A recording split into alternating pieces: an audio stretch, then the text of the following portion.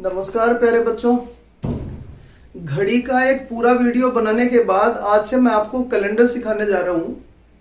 अपने खाली समय को सही से उपयोग में लें, तथ्यों को ज़्यादा से ज़्यादा सीखें, ठीक से अभ्यास करें, ज़्यादा समय अभ्यास में बिताएं। देखिए, कैलेंडर की प्रश्नावली सीखने के लिए हम लोग वही 3-4 वीडियो बनाएंगे। आज की क्लास में मैं आप लोगों को कैलेंडर के बेसिक्स समझाना चाहता हूँ। देखिए, वर्ष जो हैं, वर्ष 2 प्रकार के होते हैं। आपने नाम सुन रखे होंगे। एक होता है साधारण वर्ष, साधारण वर्ष, और एक होता है लीप वर्ष।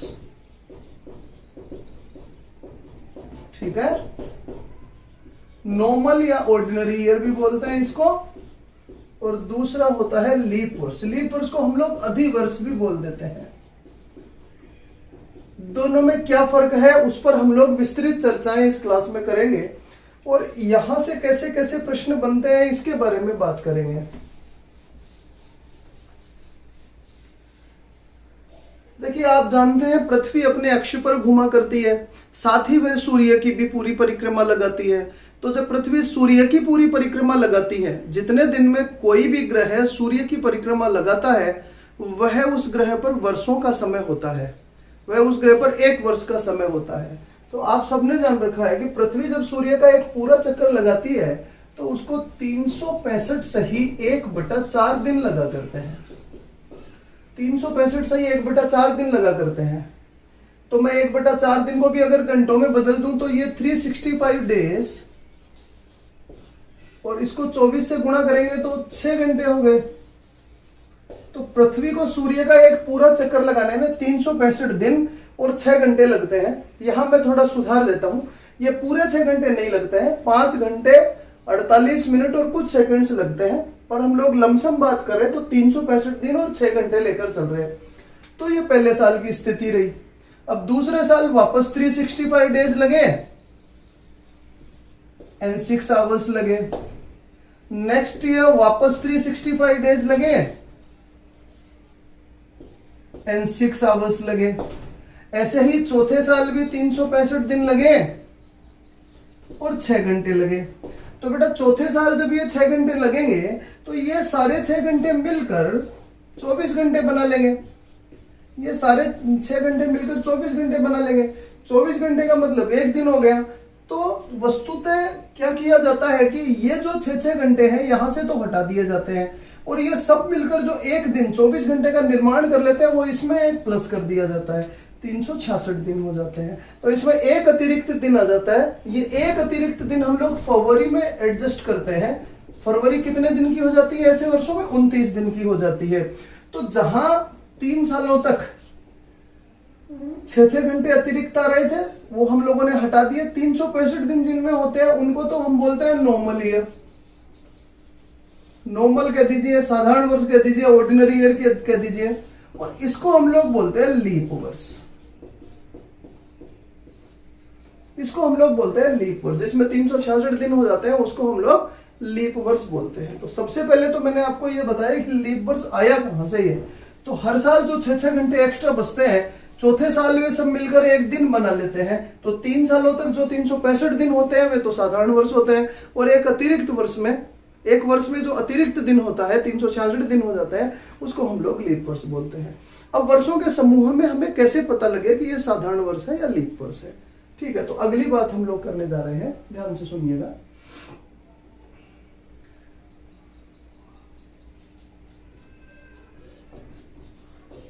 यदि किसी वर्ष में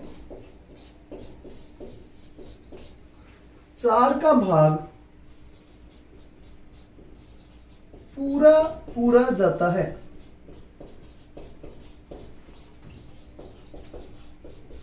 तो वह लीप वर्ष होती है।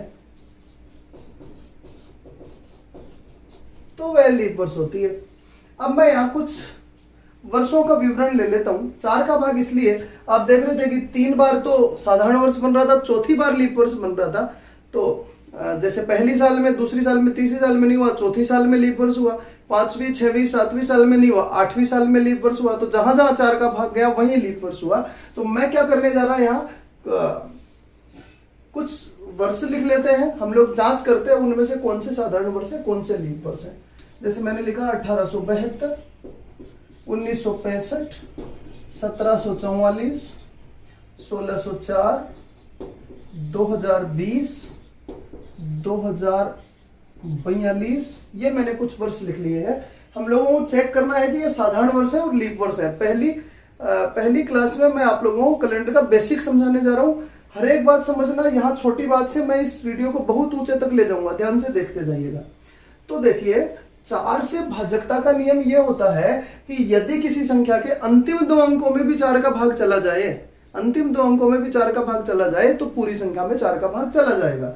तो फिर आपको 1872 में भाग देने की जरूरत नहीं है, आप केवल 72 में भाग दीजिए। यदि आप 72 में भाग दिए और पूरा पूरा चला गया तो ये लीप वर्ष है, नहीं गया तो साधारण वर्ष है। लीप वर्ष है तो फरवरी 29 दिन की हो गई, कुल 366 दिन हो गए। ठीक है, तो हम लोग यहाँ बात कर रहे हैं, जब हम इसमें 4 का भाग देंगे, 72 में जब आप 4 का भाग देंगे तो पूरा चला जाएगा, 18 4 72, पूरा चला गया तो ये कैसा वर्ष हो गया, लीप ईयर हो गया। ठीक है, अब हम लोग बात करते हैं 65 में तो 4 का भाग नहीं जाएगा, तो ये नॉर्मल ईयर हो गया। 44 में 4 का भाग चला गया तो ये लीप ईयर हो गया। ऐसे 04 में भाग चला गया तो ये भी लीप ईयर हो गया। 20 में 4 का भाग चला गया तो ये भी लीप ईयर हो गया। 42 में नहीं गया तो ये नॉर्मल ईयर हो गया। तो आशा करता हूं आपको पता लग रहा होगा। किसी भी लीप वर्ष को जांच करने के लिए आप 4 की सहायता लेंगे। यदि उस सन के अंतिम 2 अंकों में 4 का भाग चला गया तो वो लीप वर्ष है, नहीं गया तो वो साधारण वर्ष है। ठीक है, अब यहां समझने की बात क्या है, यहां समझने की बात क्या है, शताब्दी वर्ष। शताब्दी वर्षों में क्या होते हैं शताब्दी वर्ष, अभी मैं बताऊंगा।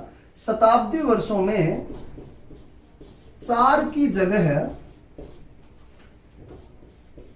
400 प्रयोग में लें। 4 की जगह 400 प्रयोग में लें। शताब्दी वर्ष क्या होता है, जैसे मैंने लिखा 1900, 2000, 2100, 1800, 1600, 1700, ये सब शताब्दी वर्ष हैं। तो शताब्दी वर्षों में अगर आपको लीप की जांच करनी है, बेटा जी इन सभी में 4 का भाग तो पूरा पूरा चला जाएगा, लेकिन शताब्दी वर्षों में आप 4 की जगह क्या काम में लेंगे, 400 काम में लेंगे। सामान्यतः आप 4 का भाग देंगे, पर अगर डबल 0 लगे हुए आए तो आप 400 का भाग देंगे। तो यहां जब आप 400 का भाग देंगे तो इसमें नहीं जाएगा तो ये नॉर्मल ईयर रह गया, इसमें चला जाएगा तो ये लीप वर्ष हो गया। ये नॉर्मल, ये लीप। 1600 में 400 का भाग चला जाना है और 1700 नॉर्मल ईयर हो गया। तो पूरा नियम यहां से बोलेंगे हम कि अगर हमें जांच करना है कि दिया गया वर्ष लीप है या नहीं है तो हम 4 का भाग देते हैं। शताब्दी वर्षों में हम लोग यह 400 के साथ करते हैं, 400 का भाग देते हैं। अब एक बात दिमाग में आ रही होगी कि 1801 से 1900 तक का जब हम लोग टाइम लेते हैं, आराम से समझना, 1801 से 1900 तक का जब हम टाइम लेते हैं तो हम जानते हैं कि 1804 लीप होगा, 1808 लीप होगा, 1812 लीप होगा, ऐसे करते करते 1896 लीप होगा। तो फिर 1900 क्यों नहीं होगा? 1896 में, 1896 तक तो लीप हो गया, फिर 97, 98, 99, 3 वर्ष निकालने के बाद चौथे साल वो लीप दोबारा होना चाहिए ना। तो आप बोलेंगे 1900 क्यों नहीं होगा?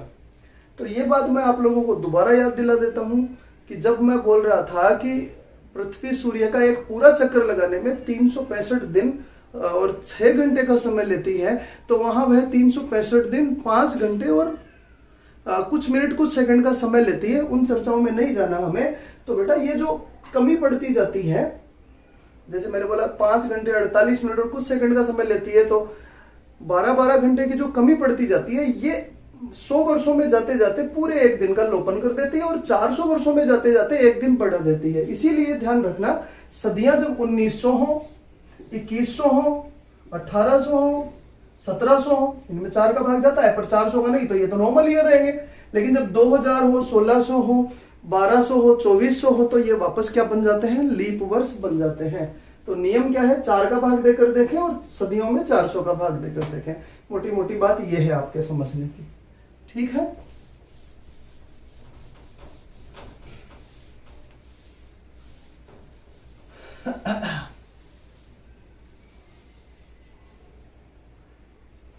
अब यहां से मैं आपके सामने कुछ तथ्य और रखना चाहता हूं।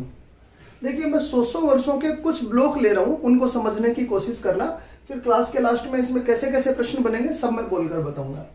तो 100 वर्षों के कुछ ब्लॉक में ले रहा हूं, जैसे मैंने 1201 से 1300 लिया, फिर मैंने 1301 से 1400 लिया, फिर 1401 से 1500 लिया, और फिर 1501 से 1600 लिया। ठीक है, मैंने 100 सालों के कुछ ब्लॉक लिए हैं। जैसे पहला ब्लॉक रहा 1201 से 1300 तक का, तो मैं ये चेक करना चाहता हूं कि इसमें कितने लीप होंगे, कितने साधारण वर्ष होंगे।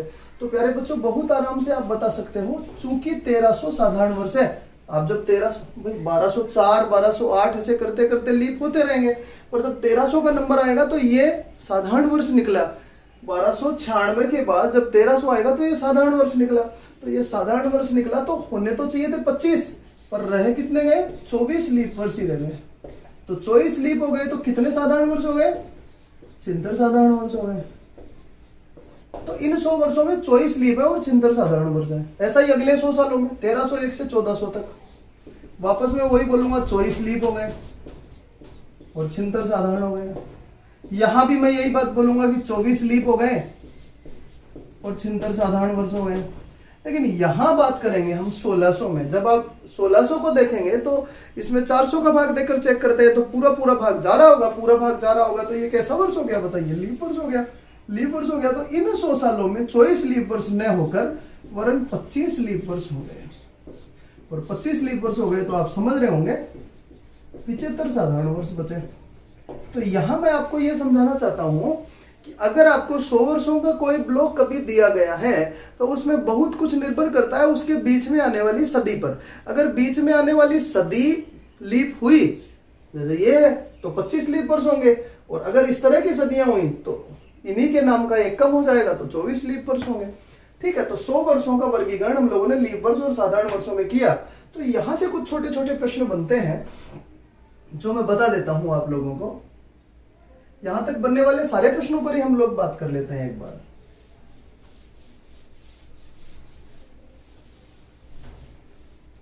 देखिए, एक प्रश्न बनता है अभी तक आपने जो पढ़ा उससे, निम्न में से कौन सा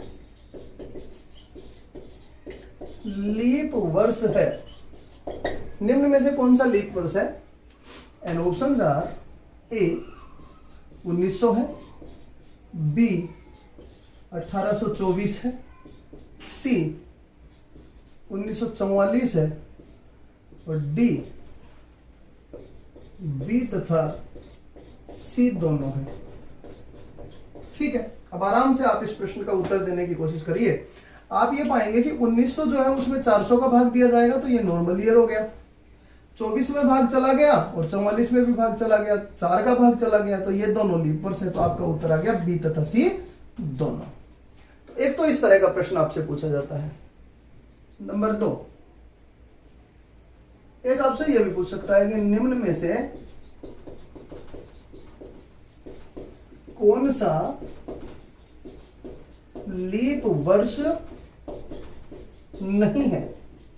आपको यह भी पूछा जा सकता है निम्न में से कौन सा लीप वर्ष नहीं है। आज की क्लास में मैं केवल लीप वर्ष पर आपको ज्ञान देने वाला हूं। कौन सा लीप वर्ष नहीं है? जैसे ए मैंने कहा 1600, बी 1744, सी 1900 और डी 1872। तो बेटा इसको कैसे चेक करेंगे आप? 400 का भाग देकर तो ये लीप है, ये भी लीप है, ये भी लीप है, इनमें 4 का भाग चला जाएगा। 1900 में 400 का भाग नहीं जाएगा। ये यही पूछ रहा है कौन सा लीप वर्ष नहीं है, तो आप बोलेंगे 1900 लीप वर्ष नहीं है। और इससे प्रश्न बनेगा, ऐसा प्रश्न बनेगा कौन सा लीप वर्ष है, कौन सा लीप वर्ष नहीं है।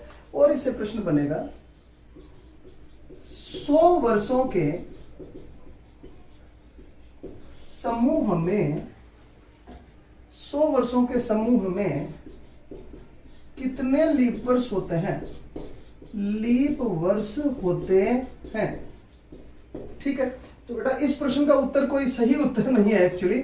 100 वर्षों के समूह में कितने लीप वर्ष होंगे ये तो निर्भर करेगा कौन से 100 वर्ष आपको दे रखे हैं। तो इसका सबसे सही उत्तर आपका होना चाहिए 24 या 25, इसका उत्तर 24 भी सही मान लिया जाता है, पर आप इसका उत्तर 25 कभी भी नहीं दें।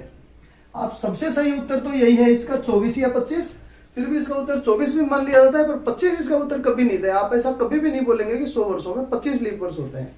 हाँ, अगर आपको वर्ष दिए गए हैं, जैसे मैं बोलूं 1501 से 1600, तो इनमें 1600 भी लीप वर्ष हो गया, सदी चेक करेंगे ना, तो 1600 भी लीप वर्ष हो गया, 1600 लीप वर्ष हो गया, तो आप 25 बोलेंगे, अन्यथा आप हर स्थिति में 24 या 25 बोलेंगे।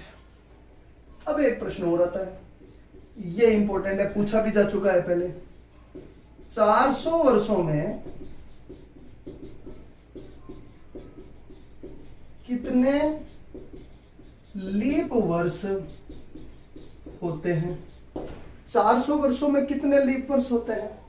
तो 400 वर्षों में कितने लीप वर्ष होते हैं बेटा? निश्चित सी बात है कि 400 साल जो है वो 100 प्लस 100 प्लस 100 प्लस 100 सालों का समूह है। तो आपने अभी थोड़ी देर पहले पढ़ा कि 100 साल में तो 24 होते हैं, क्योंकि शताब्दी नहीं होती है। एक और 100 साल में 24 होते हैं, एक और 100 साल में 24 होते हैं, पर इनमें से 100 साल में निश्चित रूप से 25 होंगे। ये आगे पीछे भी हो सकता है कहीं।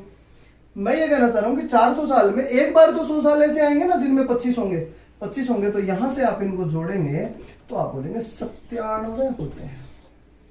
तो 400 वर्षों में कितने लीप वर्ष होते हैं? 97 होते हैं।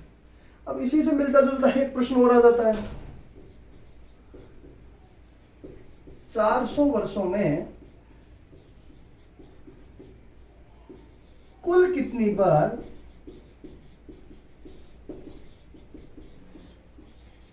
उनतीस फरवरी आती है? ऐसा भी पूछ लेता है। और 29 तारीख आती है? ऐसा भी पूछ लेता है। ठीक है, तो दोनों साथ ही इसलिए बता रहा हूं कि दिमाग में रहें। तो बेटा 400 वर्षों में कुल कितनी बार 29 फरवरी आएगी और 29 तारीख आएगी? ये दोनों अलग अलग प्रश्न हैं। 29 फरवरी आने का मतलब वह वर्ष लीप वर्ष होना चाहिए, और लीप वर्ष कितने होते हैं? 97। तो जब भी आपको 29 वर्ष पूछा जाए, इसका मतलब तो आपसे 29 फरवरी पूछा जाए, इसका मतलब तो आपसे लीप वर्ष ही पूछ रहा है। तो इसका उत्तर तो कितना आएगा? 97। 97 बार 29 फरवरी आएगी। पर 29 तारीख की बात करें तो अगर आप फरवरी को छोड़ भी दें, आराम से मेरी बात सुनिए, अगर आप फरवरी को छोड़ भी दें तो भी एक साल में 11 बार तो कम से कम 29 तारीख आती है। तो एक साल में जब 11 बार 29 तारीख आती है तो 400 सालों में 4400 बार तो 29 तारीख आएगी आएगी, बिल्कुल आएगी। और फरवरी भी, हाँ, हर साल फरवरी 29 तारीख नहीं आती, पर 97 बार तो आएगी। मैं ये समझाना चाह रहा हूं कि 400 सालों में 29 तारीख हर साल 11 बार के हिसाब से 4400 बार तो आएगी। मैं फरवरी निकाल भी दूं तो, और फिर 97 बार 29 फरवरी भी आती है, तो ये टोटल मिलकर हो गया 4497, 4497 बार। ठीक है, थोड़ा सा लीप वर्ष का अध्ययन मैंने आप लोगों को करवाया है। मैंने आपको बोला है कि यदि किसी सन में 4 का भाग पूरा पूरा चला जाता है तो वह लीप वर्ष होता है। विशेष परिस्थितियों में शताब्दी वर्षों में आप 400 का भाग देकर ये तय करें। इसके प्रश्न इन तरह के बनते हैं, कौन सा लीप वर्ष है, कौन सा लीप वर्ष नहीं है। 100 वर्षों में 24 या 25 होते हैं, 400 वर्षों में 97 होते हैं, 400 वर्षों में 29 फरवरी भी पूछ ली जाती है और 29 तारीख भी पूछ ली जाती है। तो कैलेंडर का पहला अध्ययन बेसिक अभी हम लोग पढ़ रहे हैं। अभी हम लोग इसको आगे अगली क्लास में लेकर चलेंगे। अभी यहां बहुत सारी चीजें और जानने की हैं।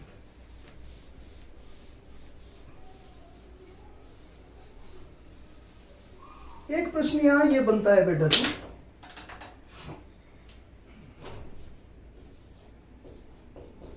दो लीप वर्षों में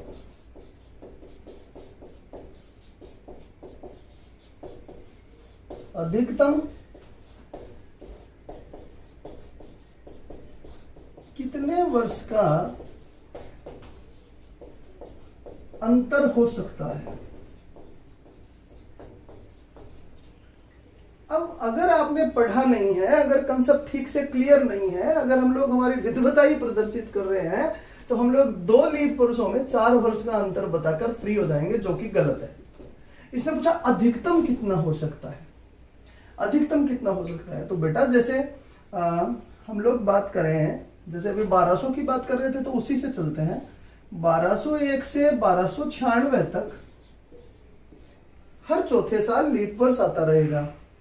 लेकिन 1296 के बाद 1300 तो लीप वर्ष नहीं होगा, बिल्कुल नहीं होगा। इसके बाद 1304 होगा ना, तो कई बार बीच में सदियां जो है ना वो लीप नहीं हुआ करती। यही आज की क्लास में सीखा है आपने। तो फिर ये गैप कितने वर्ष का हो जाता है? 4 की जगह 4 का यहाँ और 4 का यहाँ 8 वर्ष का हो जाता है। तो 2 लीप वर्षों में अधिकतम कितने वर्ष का अंतर हो सकता है? 8 वर्ष का हो सकता है। सामान्यतः 2 लीप वर्षों में कितना अंतर होता है? 4 वर्ष का होता है। पर देखो मैंने विशेष परिस्थिति बता दी, जब सदियां बदलती हैं तो लीप वर्षों में 8 वर्ष का अंतर भी हो जाता है। ठीक है। ऐसी है एक दुर्घटना हमारे प्रधानमंत्री जी, पूर्व प्रधानमंत्री जी के साथ भी हो गई। हमारे प्रधानमंत्री रहे हैं मोरारजी देसाई, आपने नाम सुना होगा मोरारजी देसाई। मोरारजी देसाई जी के साथ क्या हुआ कि उनका जन्म हुआ साहब 29 फरवरी 1896। मोरारजी देसाई का जन्म 29 फरवरी 1896 को हुआ। तो अब आप मुझे बताइए उनका पहली बार बर्थडे कब आया होगा? 1897 तो आया होगा, पर 29 फरवरी तो नहीं आई होगी। 1898 में भी 29 फरवरी नहीं आई होगी। 1899 में भी ऐसा नहीं हुआ होगा। फिर जब 1900 हुआ तो यहां इंतजार रहा होगा कि इस बार लीप वर्ष होगा। पर आप देखिए सदी 400 का भाग देखेंगे तो ये भी साधारण वर्ष है, तो यहां भी नहीं आई होगी। तो पहली बार बेटा 1904 में इनका बर्थडे आया होगा, 29 फरवरी आई होगी। तो 29 फरवरी 1896 के बाद सीधा 29 फरवरी 1904 आया, मतलब 8 वर्ष के जब ये हुए तब इनका पहला बर्थडे आया। क्योंकि 29 फरवरी अपने आप में रेयर डेट है, वो वैसे ही नहीं आती, लेकिन इनकी परिस्थितियों में 1900 चूंकि था तो ये भी साधारण वर्ष हुआ, यहां भी उनका बर्थडे नहीं आया। ठीक है, आप मेरी बताई गई बातें समझ गए होंगे। मैंने आपको यह समझाना चाहा है कि साधारण वर्षों में, सामान्य वर्षों में 4 का भाग अगर पूरा पूरा चला जाता है तो वे लीप होते हैं, परंतु सदियों में ऐसा 4 के साथ न करके 400 का भाग दिया जाता है। ठीक है, सदियों में जरूर आप ध्यान रखें। लीप वर्ष पर कैसे कैसे प्रश्न बनते हैं ये मैंने आपको बता दिए हैं। अब एक तो मैं आपको साधारण वर्ष और लीप वर्ष का फर्क समझाना चाहता हूं, और एक बर्थडे से रिलेटेड एक क्वेश्चन आता है उसके बारे में बता देता हूं। देखिए, एक व्यक्ति ने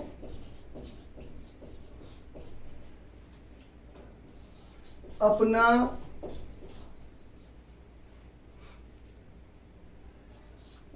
पांचवा जन्म दिवस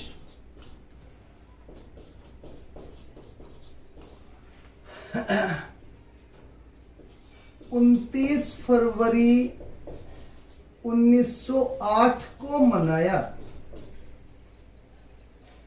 1908 को मनाया, तो बताइए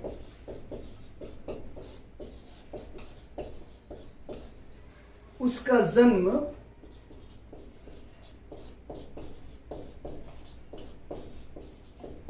किस वर्ष को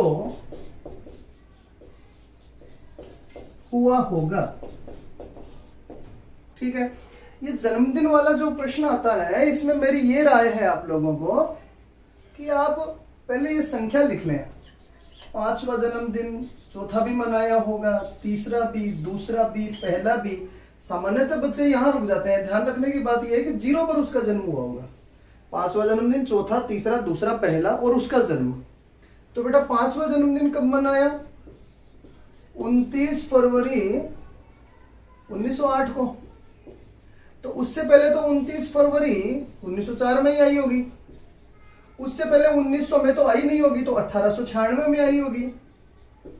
उससे पहले 1892 में आई होगी, 1888 में आई होगी। और बेटा ये समझाना चाहता हूं मैं कि 0 पर जाकर आपको उत्तर देना है, उसका जन्म हुआ होगा 1884 में। ठीक है, तो ये बात आप समझ गए होंगे साधारण वर्ष और लीप वर्ष में किस तरह का फर्क होता है, कैसे कैसे प्रश्न बनते हैं। फिर भी मैं आप लोगों को साधारण वर्ष और लीप वर्ष के कुछ विशेष अंतर हैं वो आपको और समझाना चाहता हूं। देखिए, एक मैंने कहा साधारण और दूसरा मैंने कहा लीप। हम लोग देखते हैं कि इन दोनों में बड़ा बड़ा फर्क क्या है। नंबर 1, साधारण वर्ष जो होते हैं उनमें 365 डेज होते हैं, पता है आप सभी को। और लीप वर्ष में 366 डेज होते हैं, वो एक दिन बढ़ जाता है। इन 365 डेज को अगर आप वीक्स में कन्वर्ट करना चाहोगे, 7 का भाग दोगे तो आपको पता लगेगा 52 तो सप्ताह होते हैं, फिर भी एक दिन और एक्स्ट्रा होता है, 52 सप्ताह और एक दिन होता है। और अगर लीप वर्ष को आप बांटना चाहोगे तो इसमें 52 सप्ताह पूरे होते हैं प्लस 2 दिन हुआ करते हैं। ठीक है, फिर हम लोग बात करना चाहेंगे फरवरी की।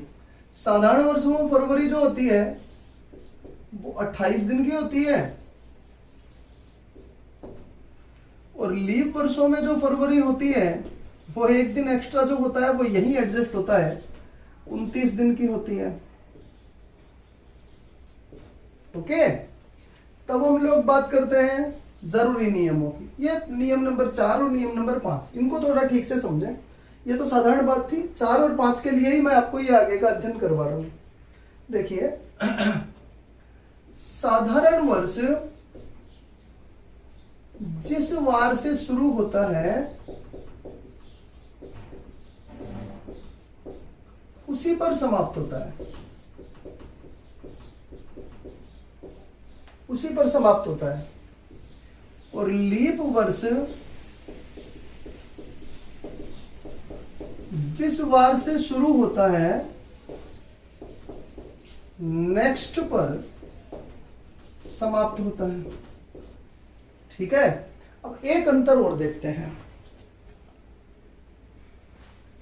ये क्या लिखा है मैंने, जिस वार से शुरू उसी पर समाप्त, या जिस वार से शुरू नेक्स्ट पर समाप्त। देखो, यदि किसी साधारण वर्ष में 1 जनवरी को सोमवार है तो फिर उसमें 31 दिसंबर को भी सोमवार ही होता है। जिस वार से शुरू होता है उसी पर खत्म होता है। और लीप वर्ष में ऐसा नहीं होता है, जिससे शुरू होता है उससे अगले पर खत्म होता है। जैसे 2020 में चल रही है, अभी 2020 लीप वर्ष है। मान लीजिए कि 1 जनवरी को, मुझे ध्यान नहीं है क्या वार था, मान लीजिए 1 जनवरी को बुधवार था, तो अगर 1 जनवरी को बुधवार था तो 31 दिसंबर को नेक्स्ट वार होगा, मतलब गुरुवार होगा। और अगर 31 तारीख को गुरुवार होगा, 31 दिसंबर को, तो अगले साल 1 जनवरी को 2021 में शुक्रवार होगा, तो वो शुक्रवार से शुरू होगा तो शुक्रवार पर ही खत्म होगा। साधारण वर्षों में सेम डे होता है, फर्स्ट एंड लास्ट, इसमें नेक्स्ट होता है। और अब अंतिम बात, और जिस पर आधारित प्रश्न भी होते हैं, मैं अभी करवा दूंगा आपको। साधारण वर्षों में आगे बढ़ने के लिए +1 वार आगे जाते हैं और पीछे हटने के लिए -1 वार पीछे आते हैं। ठीक है, लीप वर्षों में ऐसा 2 वार के साथ करते हैं, 2 वार आगे जाते हैं और 2 वार पीछे आते हैं। ये क्या बात समझाना चाहता हूं, ये अभी मैं प्रश्नों के माध्यम से कह दूंगा। ठीक है, तो हम लोग यहां प्रश्न ले लेते हैं। पहला, कि यदि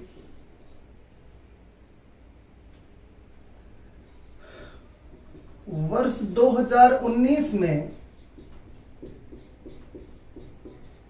गणतंत्र दिवस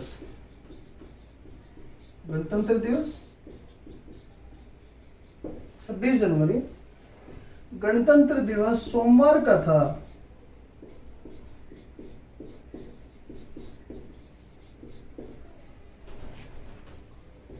तो 2020 में किस वार को रहेगा। ठीक है, और ऐसा ही एक क्वेश्चन हम लोग और ले लेते हैं। यदि, यहां लिख देता हूं मैं,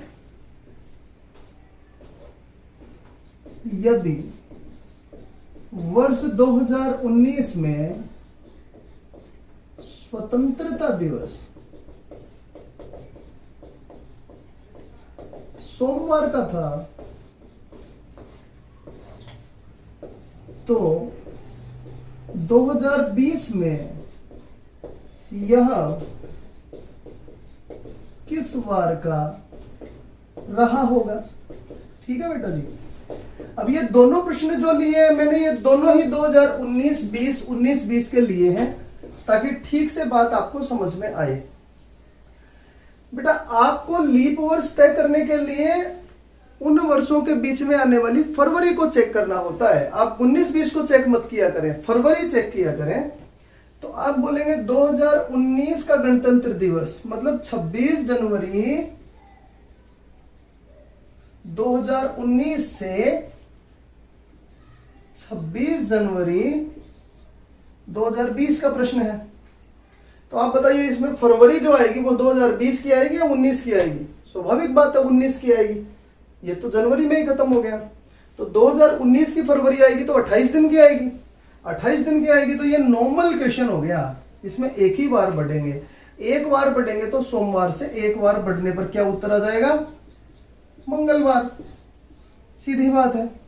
पर इस प्रश्न में आप आएंगे 15 अगस्त 2019 से 15 अगस्त 2020 पर।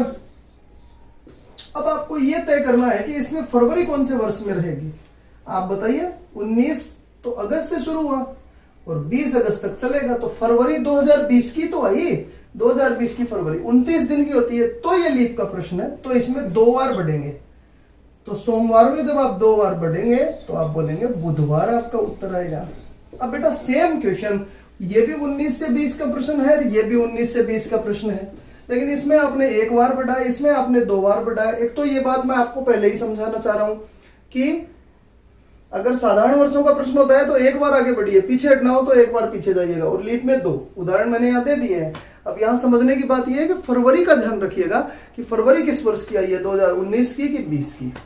ठीक है, लीप वर्ष पर आधारित सामान्य सी बातें मैंने आप लोगों से कर ली है। देखिए, मैं सोच रहा कि कैलेंडर को हम लोग 3-4 भागों में डिवाइड करेंगे। तो आज की क्लास में मैंने आपको लीप वर्ष पर आधारित कैसे कैसे प्रश्न बनते हैं ये बता दिया। मैंने आपको बताया 4 का भाग देकर देखिए, 400 का भाग देकर देखिए, 100 वर्षों में कितने लीप वर्ष होते हैं, 400 वर्षों में कितने लीप वर्ष होते हैं, 400 वर्षों में कितनी बार 29 तारीख आती है। फिर मैंने आप लोगों को बताया कि अधिकतम अंतर 8 वर्ष का भी हो सकता है। फिर वो एक जन्म दिवस का प्रश्न मैंने आप लोगों को समझाया, और अब मैं साधारण वर्ष और लीप वर्ष का अंतर आपको समझा रहा हूं। और 1 वर्ष का जो प्रश्न होता है ना, साधारण वर्ष से अगले वर्ष में जाना हो, आज का वार क्या है, आज का वार देखिए, और इसी तारीख को अगले साल क्या वार रहेगा ये तय कीजिए। अगर 29 फरवरी बीच में आई तो 2 बढ़ना, अगर 29 नहीं आई तो 1 बढ़ना। तारीखों से संबंधित कैलेंडर का और अध्ययन हम लोग अगली क्लासों में करते रहेंगे। एक क्लास मैं आपको दे चुका हूं। धन्यवाद।